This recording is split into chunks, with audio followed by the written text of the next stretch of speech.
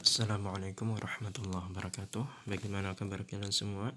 Semoga dalam keadaan sehat walafiat serta mendapatkan perlindungan oleh Allah Subhanahu wa taala.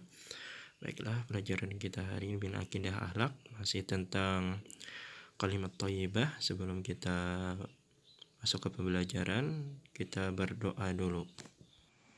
A'udzu billahi minasy syaithanir rajim. Bismillahirrahmanirrahim. Rabbi zidni ilma warzuqni fahma walhamdulillahi rabbil alamin. Baiklah, pelajaran akidah akhlak kita hari ini masih tentang kalimat thayyibah, yakni kalimat thayyibah istighfar. Silahkan kalian buka halaman 4, lanjutan pelajaran kita minggu kemarin, waktu mengucap kalimat istighfar. Kalimat istighfar merupakan kalimat yang harus diucapkan oleh orang-orang yang mau bertaubat kepada Allah Subhanahu wa taala. Ketika manusia punya keinginan kuat kepada jalan Allah Subhanahu wa taala, hendaknya memperbanyak bacaan istighfar. Kalimat istighfar sebaiknya diucapkan pada saat-saat tertentu, seperti ketika yang pertama melalaikan kewajiban kepada Allah Subhanahu wa taala. Sebelum Bapak melanjutkan waktu-waktu yang baik untuk istighfar, kemarin kan sudah disebutkan bahwa kalimat istighfar ini adalah kalimat meminta ampun kepada Allah Subhanahu wa taala, dan termasuk salah satu syarat bertaubat atau menyesal melakukan perbuatan. Ada beberapa syarat yang kemarin Bapak jelaskan, tidak mengulanginya lagi, berjanji serta berniat tidak akan mengulanginya lagi, serta beristighfar.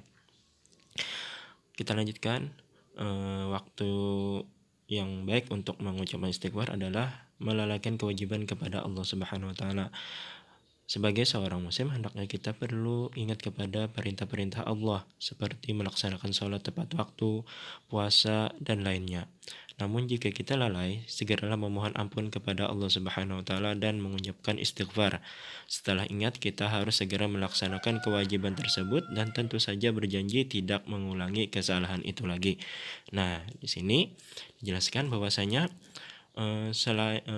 kalimat istighfar ini menggambarkan bahwa di kehidupan kita Allah Subhanahu wa taala itu sangat Maha Pengampun dan Maha Pemurah.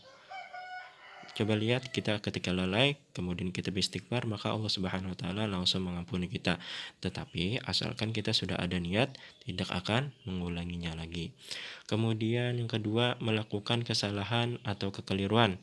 Contoh melakukan kesalahan atau kekeliruan antara lain kurang hati-hati sehingga memecahkan gelas, lupa mengerjakan tugas sekolah, membantah orang tua, marah pada teman ketika di sekolah, salah mengerjakan soal, salah membawa buku, lupa membawa juz amma, atau melanggar peraturan sekolah, dan lain sebagainya. Banyak contoh dalam melakukan kesalahan dan atau kekeliruan dalam keseharian kita masing-masing. Tapi kita tidak luput. Intinya dalam kehidupan kita pasti tidak akan luput dari kesalahan, karena kita dimaklumi, karena manusia diberikan akal dan nafsu, dan pasti ada kelalaian. Maka dari itu kita dianjurkan sekali untuk dalam satu hari itu harus ada istighfar. Bahkan Nabi Muhammad SAW istighfar sebanyak 75 kali, bahkan ada riwayat yang menyebutkan 100 kali. Sebenarnya dari gambaran dari Rasulullah SAW itu mencontohkan bahwa kita pasti tidak akan luput dari kesalahan. Bahkan Nabi Muhammad SAW itu sebenarnya nabi loh, orang yang dijamin oleh Allah Subhanahu wa taala tetap beristighfar. Apalagi kita manusia biasa yang banyak kesalahan dan kelalaian, maka sangat patutlah untuk istighfar dalam kesehariannya. Kemudian dalam berdoa dan berzikir, kalimat istighfar adalah salah satu kalimat yang selalu dibaca ketika berdoa dan berzikir, terutama ketika setelah sholat 5 waktu dan di waktu lain di luar sholat. Doa ini merupakan bentuk permohonan kita kepada Allah Subhanahu wa taala atas kesalahan-kesalahan yang telah dilakukan yang disadari, terutama yang seringkali tidak kita sadari. Hendaknya kita senantiasa memperbanyak membaca istighfar setiap saat, pagi ataupun siang hari, terutama di akhir malam menjelang fajar. Rasulullah SAW bersabda yang artinya, siapa saja yang rajin istighfar, niscaya Allah menyediakan keselamatan baginya dari segala kesulitan, menunjukinya jalan keluar dari segala bencana, serta memberi rezeki dari arah yang tidak terduga. Rasulullah SAW adalah seorang nabi yang telah diampuni dosa-dosanya oleh Allah. Namun, semasa hidupnya beliau tetap istighfar, memohon ampun kepada Allah.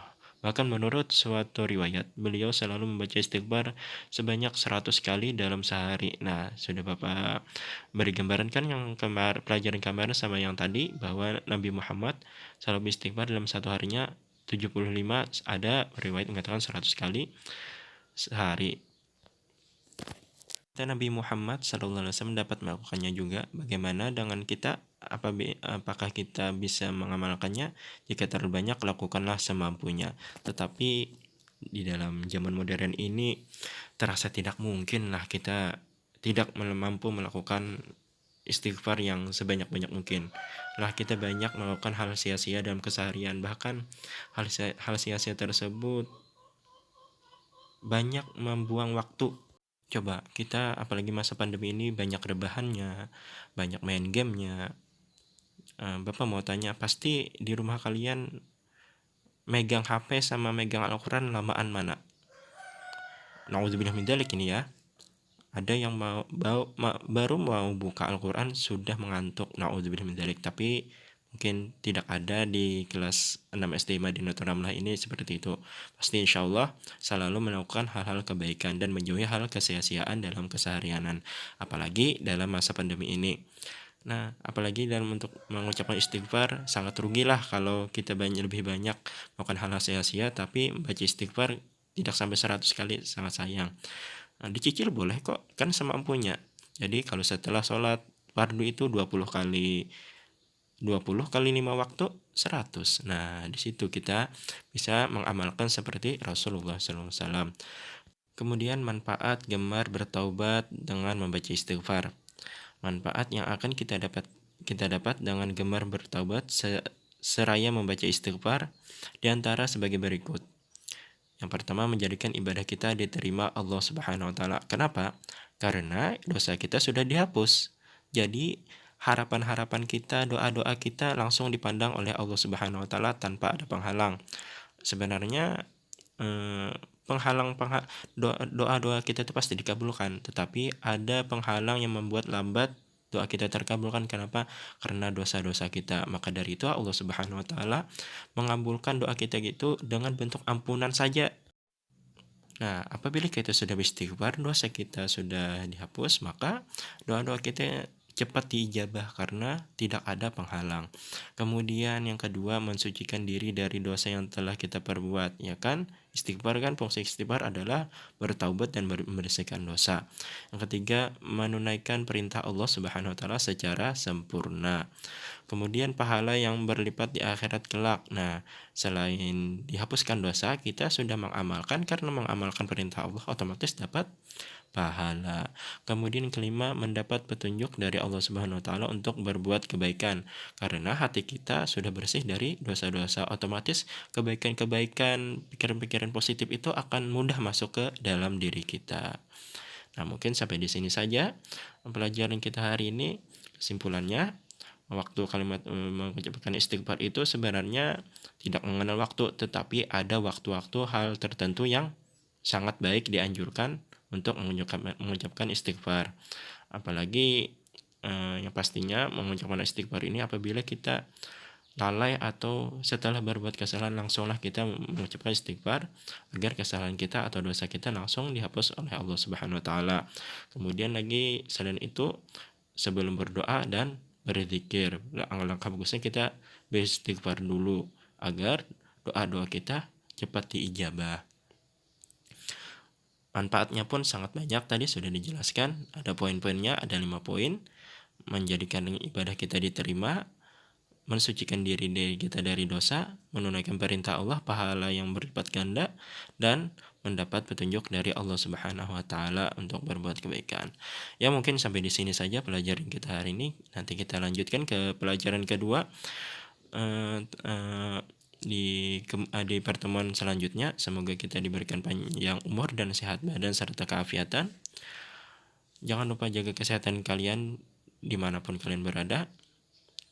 Subhanallah bihamdika asyhadu an la ilaha illa anta astaghfiruka wa atubu ilaik. Wassalamualaikum warahmatullahi wabarakatuh.